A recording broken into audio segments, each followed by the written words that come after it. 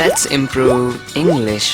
नमस्कार, इस वीडियो से मैं आपकी इंग्लिश को इम्प्रूव करने वाला हूं, जैसे कि मैं हर वीडियो में करता हूं। इस वीडियो से कुछ फ्रेजेस, कुछ वोकैबुलरी आपको मैं सिखाऊंगा और आपकी इंग्लिश को इम्प्रूव करूंगा। सेंटेंसेस के थ्रू मैं आपको ये सब चीजें सिखाऊंगा। तो पहली चीज देखिए, किसी ने मुझसे कमेंट में पूछा कि हम इसे कैसे यूज कर सकते हैं इंग्लिश में, इसका क्या मीनिंग होता है इंटीमेट का। इंटीमेट का क्या मतलब होता है? तो देखिए, इसके जो कुछ मीनिंग्स हैं उनको सेंटेंसेस के थ्रू समझते हैं। पहला, इंटीमेट का मतलब होता है करीबी, क्लोज। जैसे कि अगर मुझे कहना है वो मेरा करीबी दोस्त है, तो मैं कहूंगा he is my intimate friend. He is my intimate friend, that means he is my close friend. मेरा क्लोज फ्रेंड है, मेरा इंटीमेट फ्रेंड है। इंटीमेट का मतलब होता है रोमांटिक, आप कह सकते हैं। जैसे कि इस रेस्टोरेंट का जो एटमॉस्फेयर है वो इंटीमेट है। इंटीमेट एटमॉस्फेयर का मतलब यहाँ बहुत एकांत है, शांति है, एकदम रोमांस के लिए एकदम सही जगह है। तो हम बोल सकते हैं the atmosphere of this restaurant is intimate, या फिर this restaurant has an intimate atmosphere. यानी यहाँ का जो एटमॉस्फेयर है ना वो इंटीमेट है। सो इंटीमेट का ये भी मतलब होता है। इंटीमेट का मतलब होता है बहुत ज्यादा डिटेल में किसी चीज के बारे में नॉलेज होना। जैसे मैं कह सकता हूं he has an intimate knowledge of physics. He has an intimate knowledge of physics, यानी उसके पास फिजिक्स की इंटीमेट नॉलेज है, मतलब डिटेल में नॉलेज है, वो बहुत अच्छे से समझता है फिजिक्स को। तो ये कुछ इंटीमेट के मतलब होते हैं। और वैसे इंटीमेट का मतलब होता है इशारा करना, इनडायरेक्टली कुछ बता देना। जैसे कि उसने ये इशारा कर दिया था कि वो नहीं आना चाहता था। जैसे मैं उसे आने के लिए कन्विंस कर रहा था, लेकिन उसने ये इशारा कर दिया था कि वो नहीं आना चाहता था। He had intimated that he didn't want to come. He had intimated, यानी उसने इंटीमेट कर दिया था that he did not want to come, कि वो आना नहीं चाहता था जहां भी हम उसे बुला रहे थे। आशा करता हूं कि आपको इस वर्ड की मीनिंग अच्छे से समझ में आ गए होंगे। अब आप करेक्टली इसको अलग अलग सेंटेंसेस में यूज कर सकते हैं। किसी ने कमेंट करके मुझसे पूछा कि हम ऐसे कैसे कह सकते हैं कि मैं उसे अपनी बहन मानता हूं। इसे इंग्लिश में कैसे कह सकते हैं? इसे आप कह सकते हैं I regard her as my sister. I regard her as my sister. या फिर मोर नेचुरली इसे ऐसे कहा जा सकता है I think of her as my sister. I think of her as my sister, यानी मैं उसे अपनी सिस्टर की तरह देखता हूं, वैसे सोचता हूं सिस्टर की तरह। I think of her as my sister, या फिर I regard her as my sister. Consider का भी आप यूज कर सकते हैं। एक सेंटेंस देखिए, वो बस अपने ही बारे में सोचता है। He only thinks of himself. He only thinks of himself, यानी वो अपने ही बारे में सोचता है बस, और किसी के बारे में नहीं सोचता। यानी कि वो सेल्फ सेंटर्ड है और सिर्फ अपने ही बारे में सोचता है। हम ऐसे भी कह सकते हैं what do you think of yourself. तुम अपने आप को समझते क्या हो? यहां पर भी हमने थिंक ऑफ का यूज किया है। What do you think of yourself, तुम अपने आप को समझते क्या हो? जैसे कि मान लो कि आपने एक नई जैकेट खरीदी, आप किसी को दिखा रहे हो, मेरी जैकेट के बारे में क्या ख्याल है, ऐसे बोलते हैं ना। आप कह सकते हैं what do you think of my new jacket.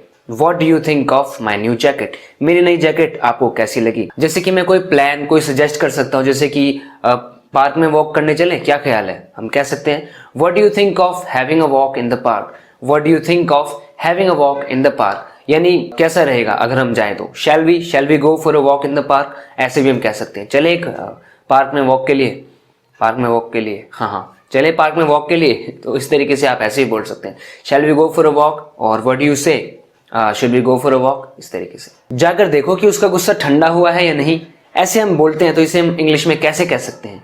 Go and see whether her anger has subsided और नॉट। सबसाइड का मतलब शांत हो जाना, तो एंगर के शांत हो जाने के लिए भी आप सबसाइड वर्ड का यूज कर सकते हैं। Go and see whether her anger has subsided और नॉट, देखो जाकर कि उसका गुस्सा ठंडा हुआ है या नहीं। सबसाइड की जगह पर आप मोर नेचुरली गो अवे का भी यूज कर सकते हैं। Go and see whether her anger has gone away और नॉट, गुस्सा चला गया कि नहीं। हम ऐसे ही बोल सकते हैं go and see whether she has cooled of और नॉट। कूल ऑफ होने का भी मतलब होता है शांत हो जाना गुस्से के बाद। या फिर हम कह सकते हैं go and see if he has और she has calm down. Calm down होने का भी तो ये मतलब होता है शांत हो जाना। हो सकता है गुस्सा थे या फिर परेशान थे, शांत हो जाना, रिलैक्स हो जाना, यानी काम डाउन हो जाना। गो and see if he has calm down. तुम पूरे दिन से खांस रहे हो, दवाई क्यों नहीं लेते कोई खांसी की?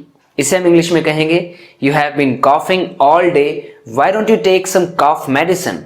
Why don't you take some cough medicine. Cough medicine यानी खांसी की दवाई, ऐसे आप कह सकते हैं। You have been coughing all day.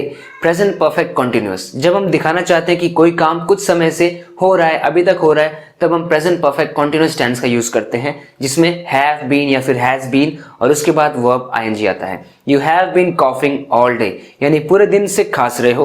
Why don't you take some medicine for your cough, यानी अपनी खांसी के लिए कोई दवाई क्यों नहीं लेते। वैसे तो आपको पता होगा कि हैव गॉट का यूज हम पोजेशन दिखाने के लिए करते हैं, जैसे I've got a phone, I've got a bag, I've got a blue bag, यानी मेरे पास एक ब्लू बैग है, मेरे पास एक फोन है।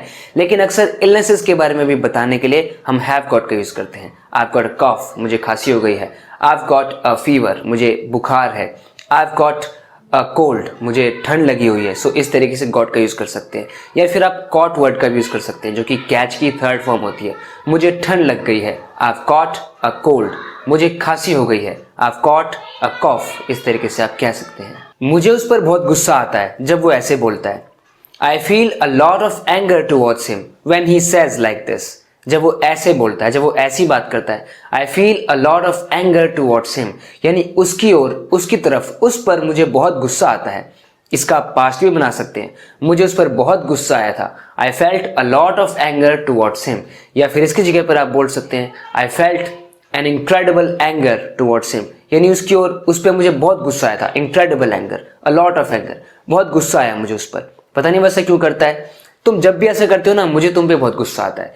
Whenever you do this, I feel a lot of anger towards you। तो इस तरीके से towards का यूज करके आप बोल सकते हैं I felt a lot of anger towards him, यानी उसकी ओर, उस पर मुझे बहुत गुस्सा आया। ऐसे हम, जैसे हिंदी में हम ऐसे कहते हैं उस पर मुझे गुस्सा आया, इंग्लिश में feel anger towards somebody।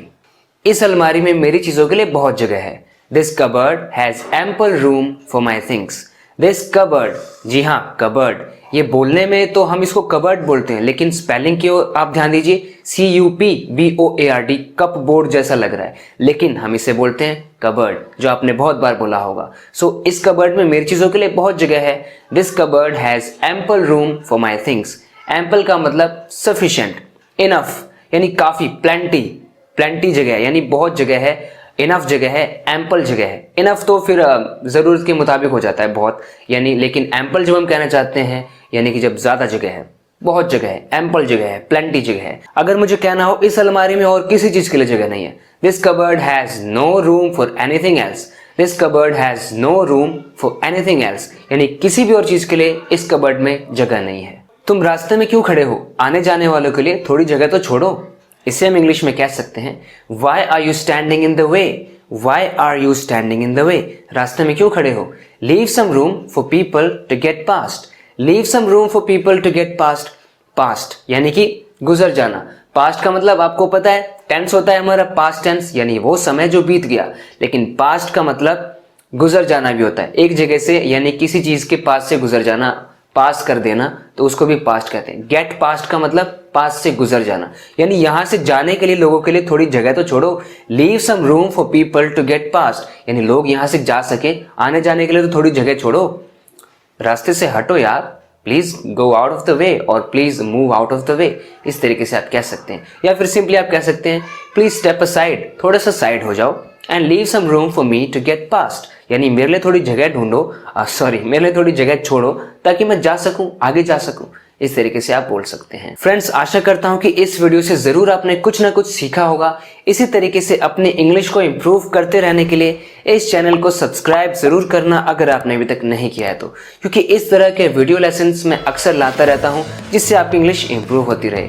Okay friends, मिलते हैं नेक्स्ट वीडियो लेसन में। Till then take care and bye bye.